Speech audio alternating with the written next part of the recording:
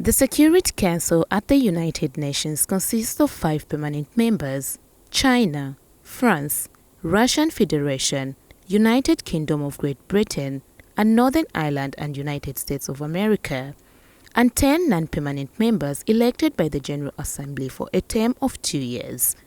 African countries do not have a permanent seat.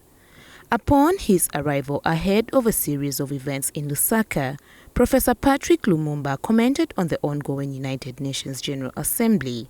He has called on African countries to advocate for amendments of the UN documents if they are to hold a permanent seat. As long as Africa continues to operate in these little countries, we'll never get a permanent seat. We've got to reassess our position as a continent and ask for the amendment of fundamental documents of the UN so that Africa is heard. As it is now, Africa is a weak continent.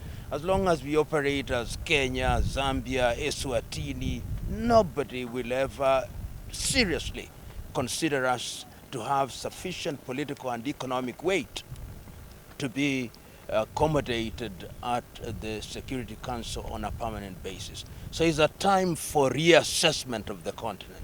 Asked on the mood in Kenya following the just-ended election, this was his comment. Country is going on as if there were no election, which is what ought to happen in Africa. We must go into elections in the belief that there'll be winners and losers, and there must be maturity that allows those who lose to concede and those who win to celebrate. And my mantra has always been, the losers must not be humiliated and the winners must not gloat, because there is a country to be served. He says the 4 commissioners who recused themselves were misguided.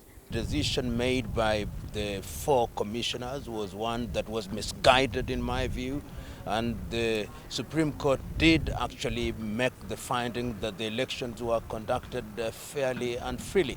And ironically and paradoxically at once the chair of the IEBC had released his statement that the elections were conducted freely and fairly, the 4 renegade commissioners also supported that statement, which contradicts their stand. Professor Lumumba served as the director of the Kenyan Anti-Corruption, and this is not the first time he is coming to Zambia. He was at one point refused entry into the country. Victoria Kayeye Yambani, Diamond News.